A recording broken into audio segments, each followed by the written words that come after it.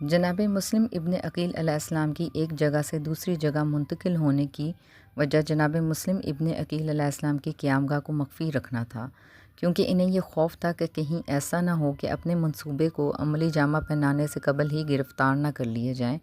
لکھا ہے کہ جناب مسلم ابن عقیل علیہ السلام ہانی ابن عروہ کے گھر منتقل ہو گئے اور بیعت کرنے والوں کی تعداد 25,000 ہو گئی، تو آپ نے خروج الانقلاب کا ارادہ کیا، لیکن ہانی ابن عروہ نے کہا اس کام میں عجلت سے کام نہ لیجیے۔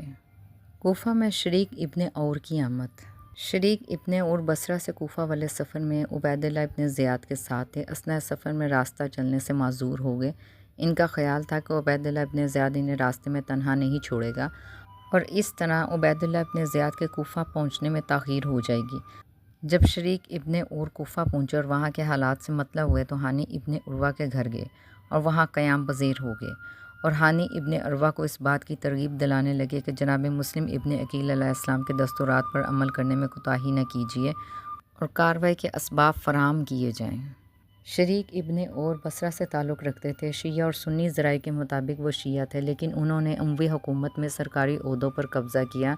جنگ جمل اور جنگ صفین کی لڑائیوں میں امیر المومنین حضرت علی ابن ابی طالب علیہ السلام کی فوج میں تھے۔ جب ہانی ابن عروہ بیمار ہو گئے تو عبید اللہ ابن زیاد آپ کی عیادت کے لیے آیا۔ اس موقع پر عمارہ بن عبداللہ سلونی نے ہانی سے کہا، ایک مقصد اموی حکومت کے گماشدہ کو راستے سے ہٹانا ہے اور اب خدا متعال نے ہمارے لیے موقع فراہم کر دیا ہے۔ شکار اپنے پیروں سے چل کر قربان گاہ میں آ گیا ہے۔ ہم اس کا قصہ پاک کر کے یزید ابن معاویہ کی حکومت پر کاری ضرب لگانا چاہتے ہیں۔ ہانی اخلاقی اصول کے پابند تھے۔ انہوں نے کہا، مجھے یہ پسند نہیں کہ وہ میرے گھر میں قتل ہو کہ وہ مہمان ہے۔ عبید اللہ ابن زیاد ہانی ابن عروہ کی عیادت کے لیے آیا اور صحیح و سالم واپس چلا گیا۔ اس کے چند روز بعد ہی شریک ابن اور بیمار ہو گئے۔ وہ بھی ہانی ابن عروہ کے گھر قیام پذیر تھے۔ عبید اللہ ابن زیاد اور حکومت کے دوسرے حکام ان کا احترام کرتے تھے، لہٰذا عبید اللہ ابن زیاد نے شریک ابن اور کے پاس آدمی بھیج کر یہ کہلایا کہ آج رات کو عبید اللہ ابن زیاد عیادت کے لیے آئے گا۔ شریک ابن اور نے سوچا کہ عبید اللہ ابن زیاد کو موت کے گھاٹ اتارنے کا یہ بہترین موقع ہے۔